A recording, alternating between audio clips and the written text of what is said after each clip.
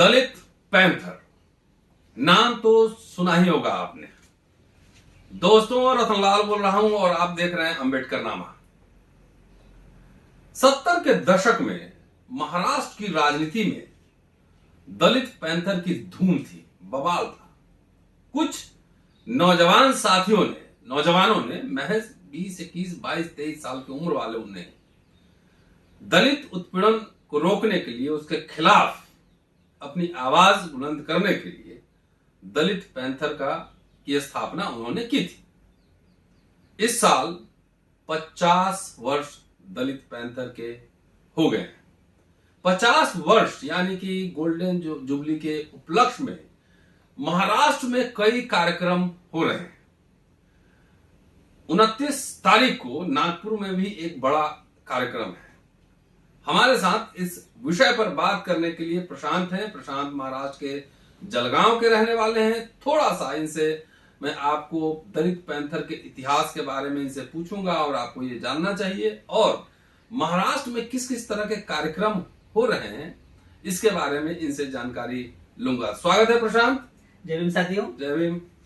देखिए, सारे देश को पता है कि कुछ नौजवान, जो पढ़े लिखे नौजवान जिन्होंने एक आंदोलन का अगुवाई करी, वो सारे नौजवान जो थे वो लेखक थे, कवि थे। अपनी कविताओं से, अपनी किताबों से, अपनी लेखनी से, अपनी कलम से एक क्रांति उन्होंने महाराष्ट्र की राजनीति में, महाराष्ट्र के समाज में शुरू करी थी। और एक एक नौजवान, जैसे राजा ढाले हो गए, नामदेव ढसाल हो गए, आप जानते हो उनकी किताबों को, उनके साहित्य को, और उस साहित्य के अंगार से उन्होंने जो है महाराष्ट्र की जनता में एक चेतना का निर्माण किया था। और बाबा साहब के आंदोलन के बाद जो गांव गांव में 1956 में जब धम्म की क्रांति शुरू हो रही थी, आप जान रहे हो अब दिल्ली में भी क्या हो रहा है सर, हम जानते हैं भली भांति। तो वैसे ही धम्म की क्रांति जब शुरू हो रही थी तो वहां के समाज पर बहुत ही अन्याय और अत्याचार हो रहे थे। तो ईंट का जवाब पत्थर से देना क्या कहते हैं, वो जो है नामदेव ढसाल साहब ने सिखाया। और गांव गांव जाके ये जो तरुण, ये जो युवा लोग हैं, वो जाके ईंट का जवाब पत्थर से देते थे। और साथ ही साथ दूसरी तरफ जो है उन्होंने अपना लिखा हुआ जो भी क्रांति है, कलम की जो क्रांति है, उसको जारी रखा। और 1972 में जब दलित पैंथर का जन्म हुआ, ब्लैक पैंथर का नाम आपने, जैसे अमेरिका में हम देखते हैं कि वहां के उसी के तर्ज पर भारत में जो है ब्लैक पैंथर की स्थापना हुई, महाराष्ट्र में खास करके।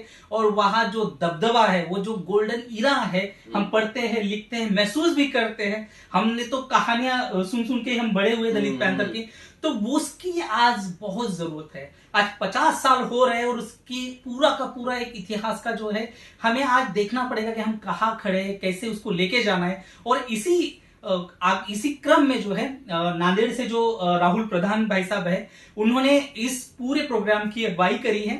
और नांदेड़ में इसका ओपनिंग सेरेमनी भी हुई। किसी कारणवश आप आ नहीं पाए थे वहां पे, तो वहां से ब्लैक पैंथर जो अमेरिका की मूवमेंट है, तो अफ्रीका, अमेरिका से कई सारे जो लोग थे ब्लैक पैंथर से जुड़े हुए, वो भी जो है हमारे यहाँ आए थे नांदेड़ में उस समय। तो इसी क्रम में जो है हम लोग सर, अभी देखिए जैसे 29 को, आप बड़ी खुशी है हमें कि सर आ रहे हैं 29 तारीख को नागपुर को, और इसीलिए सर को मैं इनवाइट भी करने आया हूँ।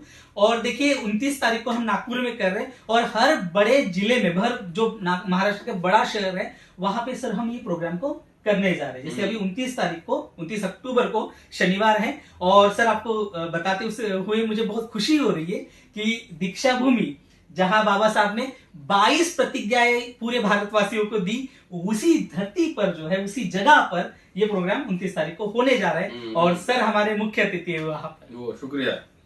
तो और क्या क्या है प्रोग्राम? सर देखिए, पूरा दिन का कॉन्फ्रेंस रहेगा, पूरे दिन उस पर चर्चाएं होगी। आपका भाषण तो है ही, मुख्य भाषण, और उसके साथ साथ कुछ म्यूजिकल प्रोग्राम्स होंगे जिसके द्वारा जो है हम लोग मूवमेंट की बात करेंगे। कविताएं होंगी, गाने होंगे, तो पूरा का पूरा एक बहुत जिसे हम कहते हैं एक प्रोग्राम होगा, पूरा कंप्लीट पैकेज के साथ। तो नांदेड़ से शुरू हुआ था, इनॉग्रल सेशन था, वहां पे मैं नहीं जा पाया था जी। और महाराष्ट्र में कहाँ कहाँ ये प्रोग्राम? जैसे अभी नागपुर में होगा, फिर हमारा सोलापुर, अगला पड़ाव जो है सोलापुर है, मतलब पवार वाला जो हिस्सा है वहां पे, पश्चिम महाराष्ट्र वाला, तो वहां पर ये होने जाएगा। फिर उसके बाद नासिक है, फिर मुंबई में है, दिल्ली का भी हम लोग प्लान कर रहे हैं कि दिल्ली में भी एक प्रोग्राम किया जाए। तो इस तरह से पूरे जो बड़े बड़े शहर है महाराष्ट्र के, खासकर जिस रीजन के, उस रीजन में ये प्रोग्राम होने वाला है। साल भर चलेगा, 50वां वर्ष चल रहा है, तो इसमें पूरे साल भर हम लोग इसे सेलिब्रेट करने जा रहे हैं। इस तरह का प्रोग्राम ऑर्गेनाइज करने का मकसद क्या है? मकसद है कि हमारे ऊपर अगर हम 50 साल बाद भी बाबा साहब ने हमें धम्म दिया, और धम्म के बाद, और जैसे हम 21वीं सदी की बात कर रहे हैं, मगर एक व्यक्ति, भारत के संविधान ने जिसे आजादी दिया है कि वो किसी भी धर्म को मान सकता है, मगर अगर दिल्ली जैसे राजधानी में एक मंत्री को अपना मंत्री पद का इस्तीफा देना पड़ता है, तो आप इससे अंदाजा लगा सकते हो कि गांव, शहर, कस्बों में, या हम अगर यूपी, बिहार या वहां के गांव की बात करें, तो अभी भी हमारे ऊपर हम वो जो कीचड़ है, जातीय जो बहुत गंदा कीचड़ है, उससे हम अभी भी बाहर नहीं निकले, एक बात। दूसरी बात, अन्याय और अत्याचार की जो हम बात करते, अभी भी शायद शहरों में रहने वाले लोग उतना लेवल का नहीं फील कर पाते होंगे, मगर गांव में अभी भी ये होता है। तो उसी की जागृति के लिए कि भाई आज भी हमें इस ऐसी संस्था की, ऐसे लोगों की, और खास करके ऐसी विचारों की जो नामदेव ढसाल साहब दे के गए हैं, जो राजा ढाली साहब दे के गए थे, कि कलम से, पढ़ाई लिखाई से, वहां से हम एक क्रांति ला सकते। तो इस क्रांति के विचार को फिर से सेंटर ऑफ अट्रैक्शन में लाना है, उस सेंटर पॉइंट में हमें रखना है कि दलित पैंथर एक ऐसा मूवमेंट जिसका नाम सुनते ही जितने भी ये जो कास्टिस्ट है उन थर-थर कांपते थे।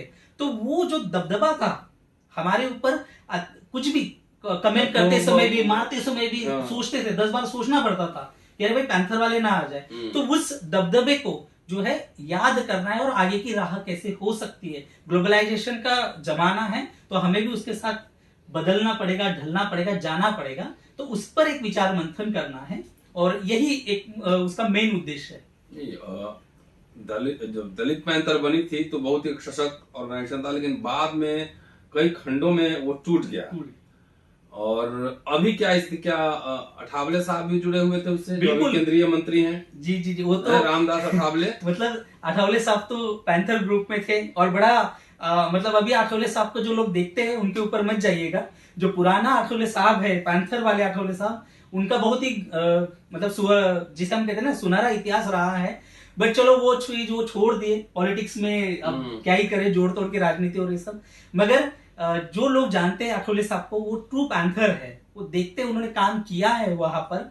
अब आज के जमाने में उनके बारे में क्या ही बोला जाए, ना ही बोला जाए तो ही बेहतर है। अभी क्या पर अभी सर, अभी क्या वहाँ कोई ऑर्गेनाइजेशन काम कर रहा है, क्या कर रहा है? कुछ लोग हैं, जैसे आपने अभी कहा, टुकड़ों में बटा हुआ है, तो अभी भी कई सारे पैंथर तो आपको मिल जाएंगे, मगर वही हश्र हुआ है। जैसे प्रकाश आंबेडकर साहब एक पंथ को लेके जा रहे हैं, आठवले साहब एक पंथ शुरू कर दिया है। वैसे ही पैंथर के भी कई सारे लोग अपने आप को कहते हैं कि हमारा ये गुट है, ये हमारा गुट है। इसी गुट में चल रहा है काम, वैसे ही हो रहा है जैसे राजनीति का हमारा हश्र है पूरे देश में। वो आपका जो प्रोग्राम चल रहा है, या नांदेड़ में हुआ, या नागपुर में हुआ, शोलापुर में, बम्बई में, जहां भी होगा, क्या आपने सभी गुटों को इनविटेशन दिया है? जी, हमारा प्रोग्राम ओपन टू ऑल है, सभी लोगों से बातचीत। इनविटेशन दिया है? या इनविटेशन है, नांदेड़ में भी सभी लोगों को हमने इनविटेशन दिया था।